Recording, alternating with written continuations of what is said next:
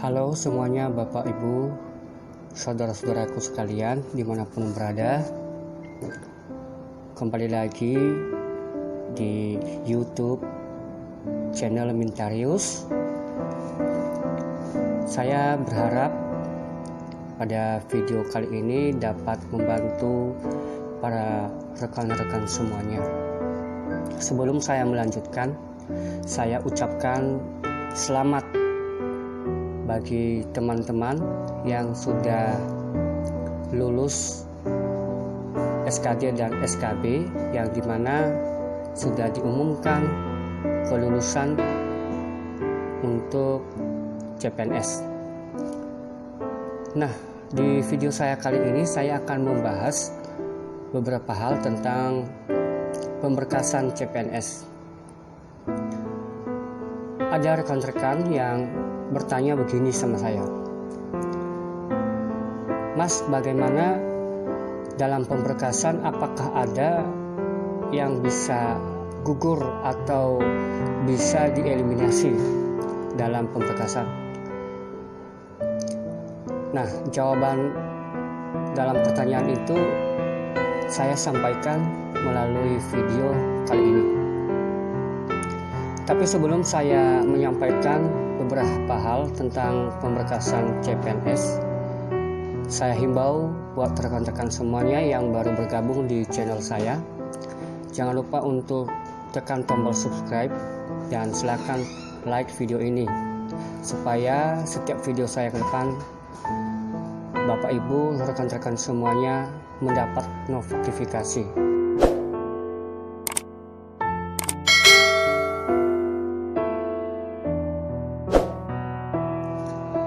Dalam pemberkasan CPNS tidak jauh berbeda berkas-berkas yang harus dikumpulkan seperti tahun-tahun sebelumnya, terlebih pada tahun 2018-2019.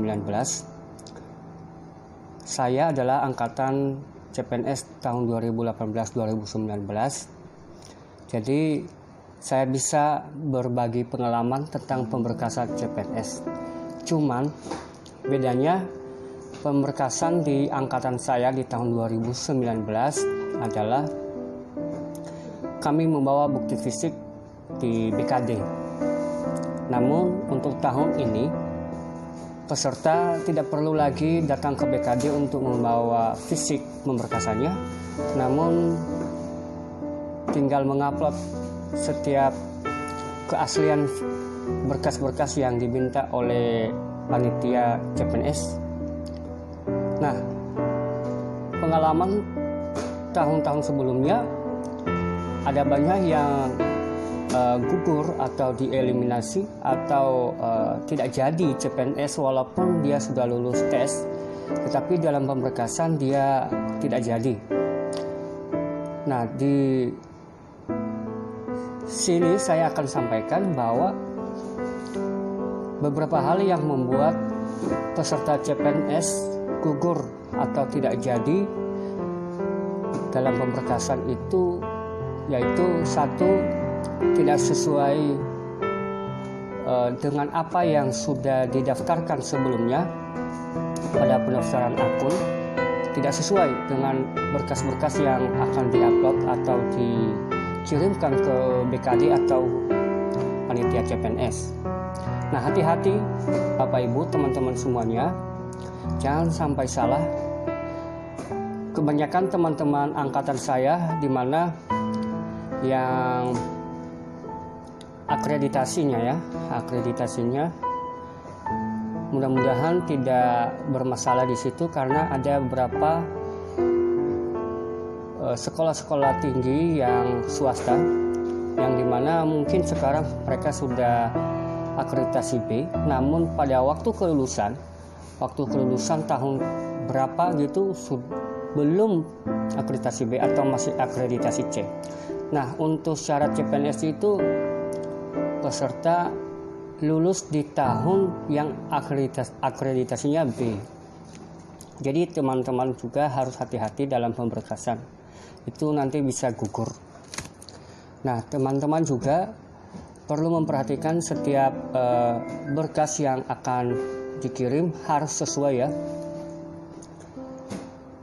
Jadi jangan sampai salah.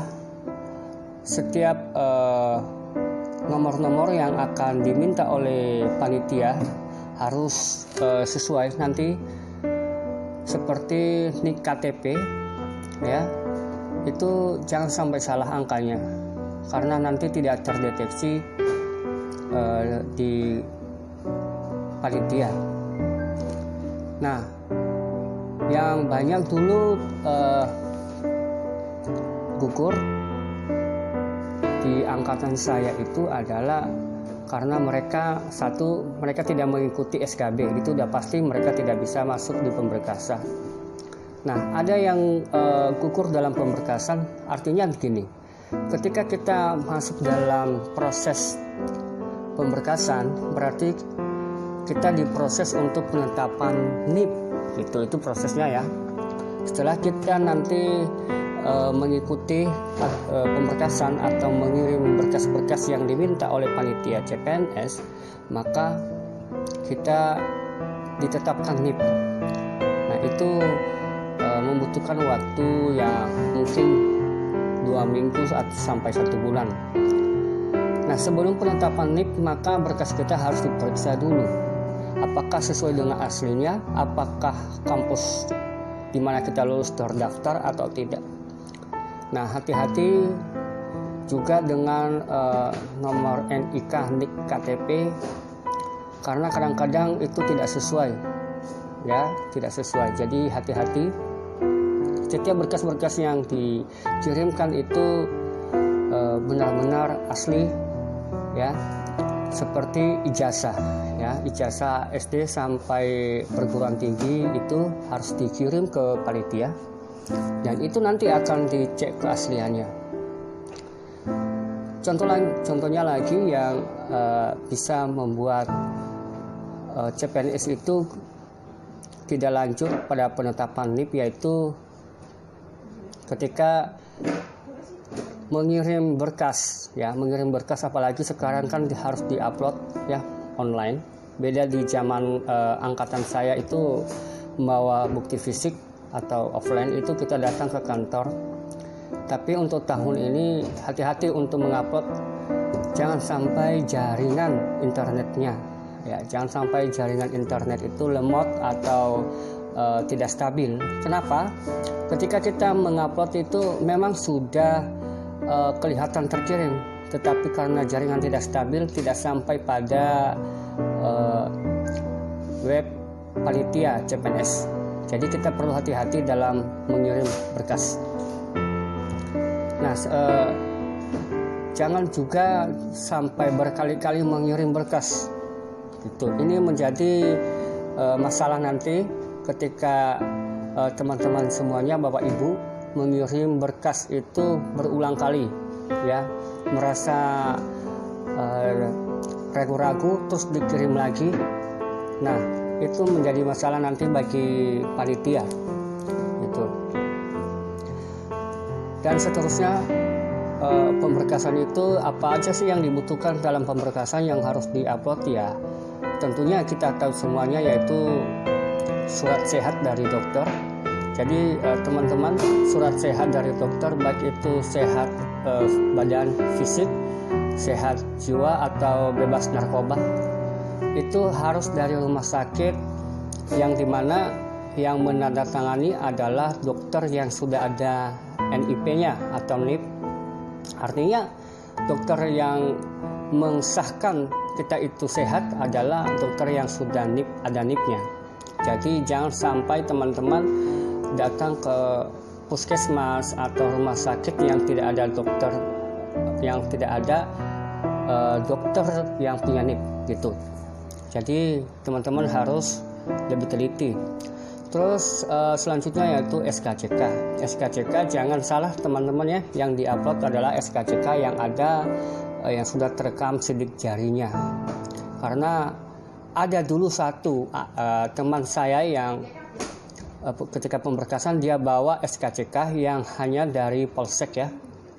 Polsek itu tidak ada rekam sidik jari. Jadi teman-teman perlu harus teliti dalam pemberkasan ya. Selanjutnya teman-teman juga harus mengupload seperti KK ya, kartu keluarga ya. Terus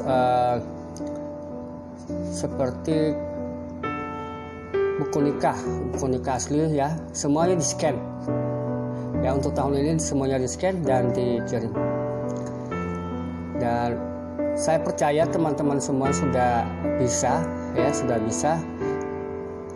mengirim dan mengupload. Dan saya berharap juga semua yang sudah pemberkasan bulan depan bisa mendapat NIP. Jadi gini teman-teman ya, walaupun teman-teman pemberkasan, teman-teman jangan mengatakan saya sudah CPNS. Sebelum NIP itu ditetapkan, teman-teman belum CPNS ya. Jadi setelah teman-teman mendapatkan NIP ya, NIP baru dikatakan bahwa Anda lolos. Sebelum itu belum tentu ya. Dan ada banyak sebenarnya yang membuat kita gagal ya, yang membuat kita tidak lanjut pada penetapan NIP ya. Ada kriteria-kriteria yang ditetapkan oleh panitia yang mungkin kita tidak bisa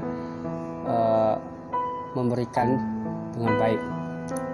Jadi itu penjelasan dari saya. Semoga dalam pemberkasan sampai nanti penetapan NIP tidak ada yang gagal, semuanya lulus teman-teman. Sama seperti saya ya, tidak terkira lah ya, tidak terkira